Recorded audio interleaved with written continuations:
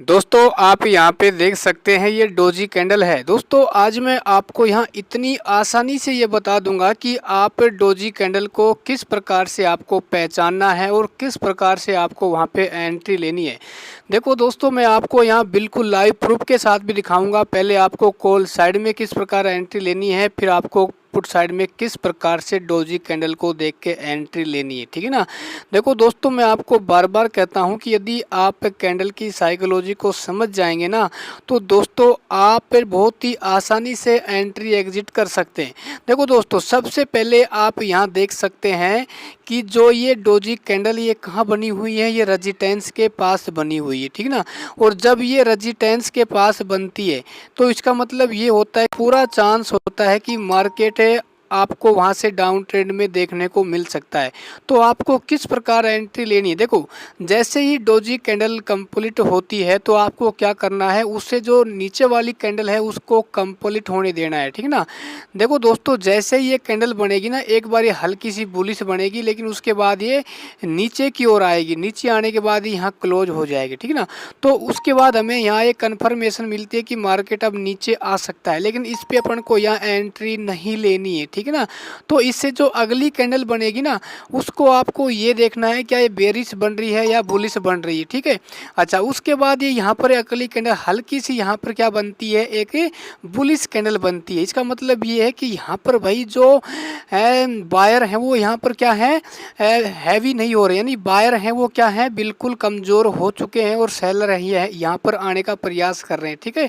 तो उसके बाद क्या होता है, अगली जो तीसरी कैंडल बनती है तो इस कैंडल के नीचे वाले पॉइंट की ओर क्रॉस करती है तो आप यहाँ पे अपनी एंट्री ले सकते हैं, ठीक है। और आपका जो भी टारगेट आप लेना चाहते हैं वो आप यहाँ पर ले सकते हैं, ठीक है ना। ये तो आपकी क्या हो जाएगी, पुट साइड की एंट्री हो जाएगी ना। तो इसमें आपको सबसे पहले देखना है मार्केट का अप ट्रेंड होना चाहिए, रेजिस्टेंस के पास ये कैंडल बननी चाहिए, ठीक ना। जैसी कैंडल क्लोज होगी डोजी कैंडल तो उससे जो अगली कैंडल है इसके नीचे की ओर क्लोज होनी चाहिए, उससे जो अगली कैंडल है इसकी नीचे वाली वीक को जैसे क्रॉस करती तो आपको वहाँ पे एंट्री लेनी है, ठीक है ना।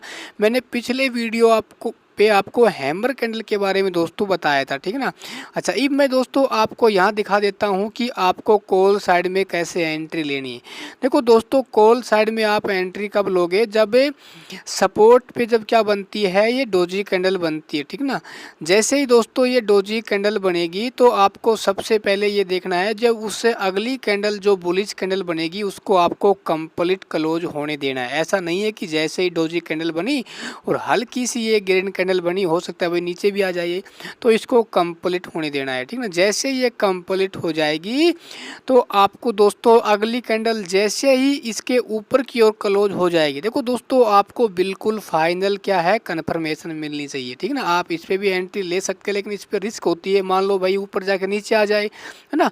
तो जैसे ये तीसरी कैंडल यहाँ कंप्लीट हो जाती है तो इससे जो अगली कैंडल ये बनेगी इस वीक की ऊपर की ओर क्रॉस करेगी तो आपको यहाँ पे अपनी एंट्री लेनी है और जो भी आपका टारगेट होगा उसको लेके आप मार्केट से बाहर निकल सकते हैं, ठीक है ना। तो कहने का मतलब ये हुआ कि जब डोजी कैंडल सपोर्ट पे बनती है तो उससे कम दोस्तों अगली कैंडल है वो ऊपर की ओर क्या है क्लोज होनी चाहिए, उससे अगली कैंडल क्या है कंप्लीट बुलिश होनी चाहिए या बेरिश से होनी चाहिए, ठीक ना। फिर उस पर आप अपनी एंट्री ले सकते हैं।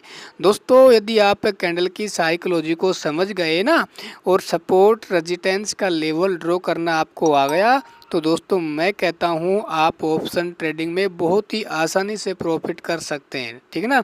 वैसे बिगिनर को क्या होता है कि उसे सही कैंडल की साइकोलॉजी के बारे में पता नहीं होता है कि जैसे मान लो कभी कैंडल पे कैंडल है वो ग्रीन बनेगी, ग्रीन बनने के बाद क्या है वो रेड बन जाएगी ना, कभी वो रेड बनेगी कभी वो ग्रीन बन जाएगी। तो इसको आपको समझना पड़ेगा। जब ये समझ जाओगे ना तो आप दोस्तों बहुत ही आसानी से आप एक ही कैंडल में एंट्री बना के अच्छा प्रॉफिट कर सकते हैं।